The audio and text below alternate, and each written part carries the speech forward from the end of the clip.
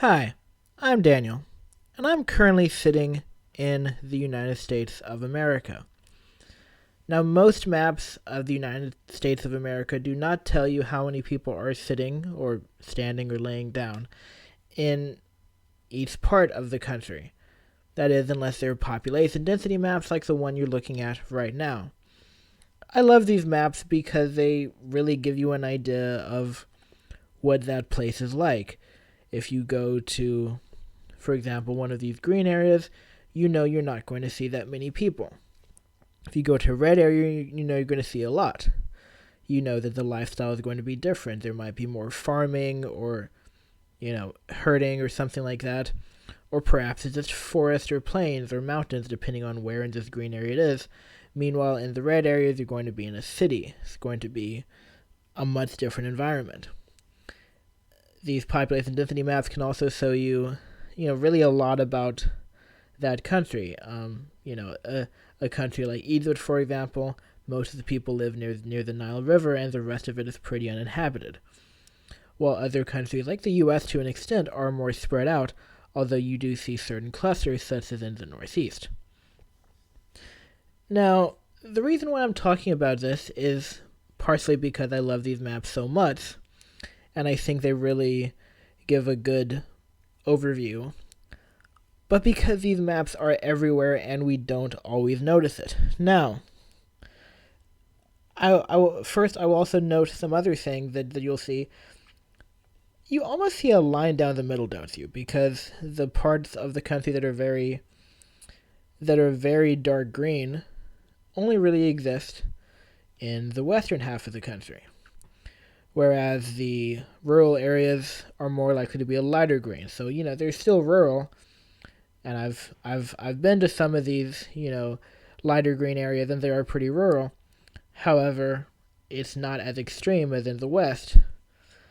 Now, part of this is just because the eastern part of the country was settled first, well, by European settlers at least, but also rainfall has to do with it. As you can see, precipitation is much higher in the eastern half of the country and much lower in the western half, with the obvious exception being the west coast.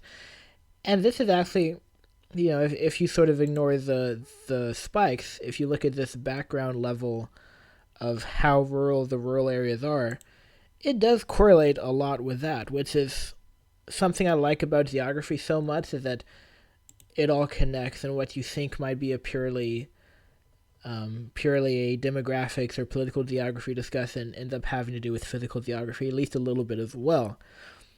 This obviously, you can see this even further when you notice how many of these cities are near rivers and how many are near the coast, or, any of these coasts, including lakes. But this video is not just about the population density of the US, as much as I think that is interesting and something that I could really look at for a lot, for a long time. But this is definitely a video that is just going to talk a little bit about a subreddit. Now, I'm not looking to talk about subreddits, that much. Although, I think there is some value in reading a subreddit that for a video, just as something to play in the background. I definitely want to make content that's a little more involved than that. But I will be discussing the subreddit a little bit because the subreddit is already talking about the thing that I'm talking about, which is the idea that people do indeed live in cities. It's, r/people live in cities. And here's an example. You see this map of the loudest and quietest places that looks a lot like this. Now, obviously, a lot of these maps are going to be a little bit different. For example, it looks as if highways are a little more likely to be louder, the areas near highways, which makes sense. But still, basically, you can find out this information by looking at a population density map. And this subreddit shows a lot of things like this. For example, here's McDonald's locations. A little bit harder to read. It's not as good of a map, but it's a similar idea. This idea, here's basically a Mexican population density map showing the registered taco stands. Here's one of Michigan, which tells you that most black people live where most people live. Although, obviously all of these things have a few extra steps. They get a little bit more to them than that. Here's street gang involvement and drug distribution, for example. But basically, these maps are pretending sometimes, or at least they could be interpreted that they are saying that they're not really saying, because all they're saying is that people live in these places, and therefore certain activity is more likely in these places. And this subreddit, can be interpreted as basically pointing that out. Here's GDP, for example. This subreddit can basically be pointed out as saying, hey, wait a second, you realize you're just showing us a population density map. And, for example, you have notable aquatic realtor Ben Shapiro, who posted maps of mask wearing and of total cases of the COVID pandemic 4 years ago, trying to be like, hey, gotcha. It looks like if you wear a mask, it actually makes you more likely to catch COVID, which is actually a crazy thing to say. And, doctors have been wearing masks all day a lot. I worked in, food service during the pandemic. I wore a mask all the time. It didn't hurt me. I never even got COVID.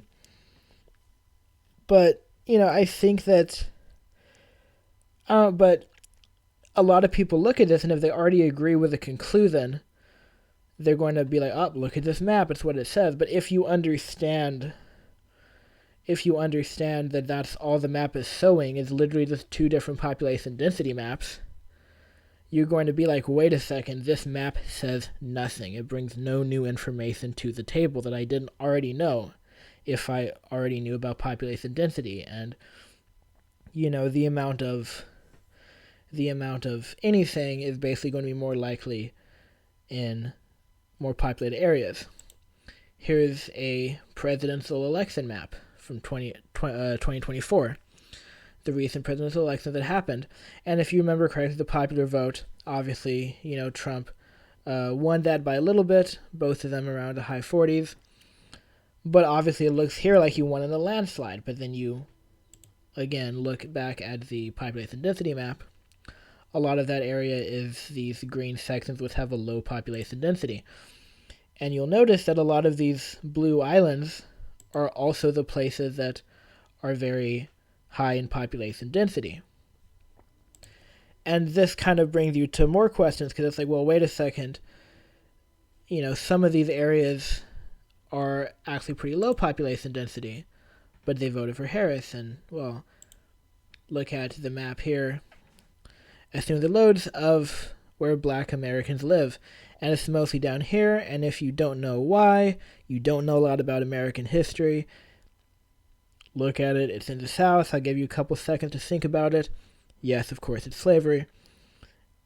And the fact that this is the case means that some maps will look a little bit different.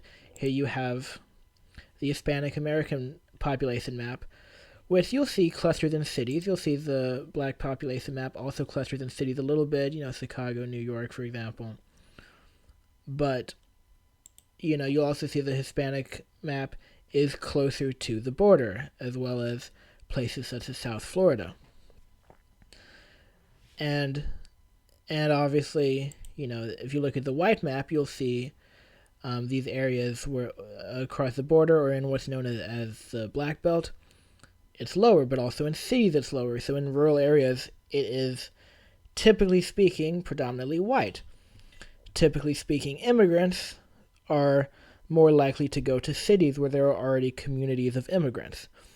Also, people tend to prefer to live in cities. If you don't have a farm or something like that, it's usually easy to live in a place near to where other people are. Obviously, not everyone who's here is a recent immigrant. Obviously, Obviously, the ancestors of most black people are not immigrants. Obviously, the ancestors of the most indigenous people are not immigrants. And you'll see certain areas, such as in modern day South Dakota, Montana, obviously Alaska, Oklahoma, the Navajo Nation. I don't think this is all Navajo, but a lot of it is. Where you'll see Native American people living, and then you'll see something like this Asian American, where you'll see it's more likely on the West Coast. Now, I'm showing you all these maps, mostly because I think that it's interesting, but also because you'll see any map is going to explain such a thing. Like if you're looking at a map which shows, Taylor Swift listeners, it's probably going to look like this map. It's a white people map. If you're looking at a map where people who listen to a hip-hop artist, it's probably going to look a little bit like this, but obviously a lot of white people listen to hip-hop too, so it might look a little closer to this, because, white people in cities are probably more likely to listen to it, unless it's Eminem, in which case, again, it's going to look like this. So, there's a lot of different variables, but for the most part, anything that's looking at activity or occurrences of something happening is going to look a lot like this map. And that was a bit of a tangent on demographics, but demographic information will also explain a lot of the time, not all of the time, where people's political priorities lie and which parties are targeting their votes. And the general tendencies, although you'll find exceptions everywhere you go, it's still so general tendencies. And that's what, demographics and statistics is really about. It's about general tendencies. No one's trying to say that, every rural white person voted for Trump, or every person who, was under 30 and living in an urban area voted for Harris. Obviously, everything is more complex than that, but all of this is about looking at trends, and part of why looking at trends is something that you need to be a little careful with doing, is because of this factor that people do live in cities, and bad things can happen if you don't understand what the data is telling you. You can look at a map and you can know how to read a map, but if you don't understand the data, you can be posting things like this, saying that 5G cell towers cause COVID-19 deaths,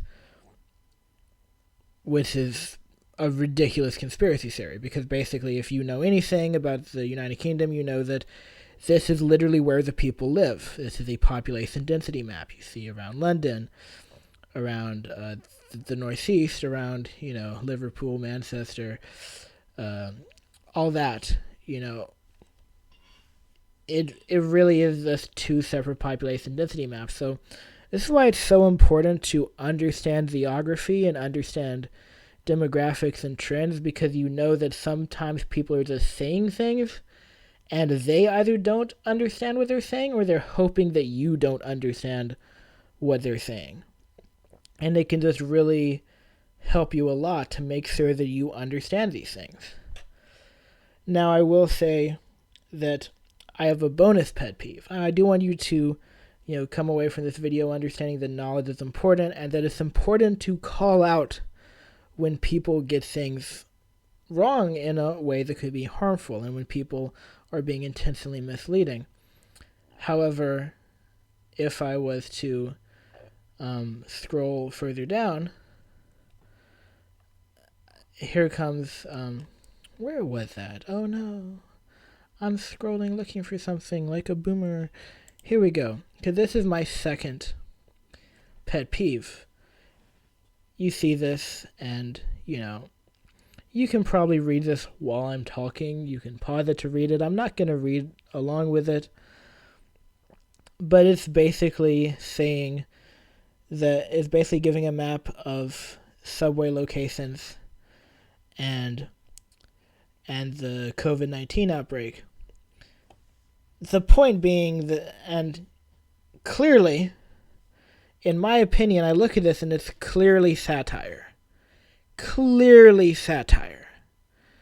And some people in the comments think that it's satire, some of them seem to not. So the issue here, and this is what really kind of what really kind of irritates me is, well, clearly this is like, with an added dash of WTF, and you can see it's marked out the name of the person that posted it, basically being like, hey, this isn't satire, this isn't comedy. Because if it is comedy, you want to give them credit, right? You only mark this out when you think that, hey, this is a person I'm making fun of and I don't want to, target them. And this is what my second pet peeve is, and this is a problem that I have a lot with social media. Probably more so on Reddit than other things. I mean, there's a laundry list of things that I don't like about social media, and a lot of it, Reddit is not as bad as than certain other things, such as Facebook. But this is really bad, and this is the one thing that Reddit definitely does worse than the others. It's this level of arrogance that makes you incapable to process satire. Because this is clearly satire. This is clearly satire, and it's just when we... And this is an issue that I kind of have with subs like this, even though I agree with this. I definitely agree with the method of this sub. Like, that's basically the same method of this video. I think that subs that are all about dunking on things does cause this issue. That saying they are negative for the sake of being negative. And I don't know, to me it's really grating, because this person, I'm not saying they put a lot of effort into this, but it was clearly an attempt at satire. It was, guys, if you do not believe this is satire, this person says 5G footlongs. Come on, that's hilarious. That's hilarious. So clearly it's satire. And instead of being like, hey, here's a person that said in a funny way, made fun of the thing that we're trying to call out, it's instead just being like, wow, what an idiot, I really dunked on him, WTF. Which, I don't know, that's just... I feel like maybe something more dangerous than ignorance, because ignorance can go two ways. Ignorance, you can either be like, hey, you know what, I don't know some of these things, let me learn more about it. With ignorance, there's always a chance to weaponize it, a chance to be like, hey, here's the truth that sounds right to your ears because you don't really know the truth. So you can always weaponize ignorance, and that sucks. But ignorance always has the potential to turn into learning, because you can really take that ignorance and be like, hey, your ignorance isn't a bad thing. It's just natural. Like, everyone's born not knowing how to interpret data. This is a skill that you learn. So, just, take this ignorance and be like, hey, I have things that I know how to learn about. Like, when I learn about something that I know nothing about, I'm like, oh, cool, this is a place where I can learn more. So, ignorance can be weaponized for literally evil, but it can also turn into an opportunity for learning. But this level of arrogance, of where you're just always lording over people, even people that agree with you, you're just lording over them. Like, I really don't know how much you can really do with that. What's the saving grace there? Because you're just going to be putting people off. You're going to be causing, friendly fire like this because, again, this is someone who is being funny, who agrees with what these people are saying. But yeah, those are my two little pet peeves, and I hope I was able to spin these things into a call for more positivity and more learning, because obviously a video where I talk about my pet peeves is something that can also fall into this trap of just being negative for the sake of being negative. But yeah, just these are two issues that I notice a lot on the internet. Maps and just data in general being presented without context, and people trying to dunk on people when it's actually satire. Just be vigilant of those things, and just rock on, dude. Just rock on, dude. I really got nothing more to say than that. I should learn how to end videos or something. I should probably learn how to end videos. Okay.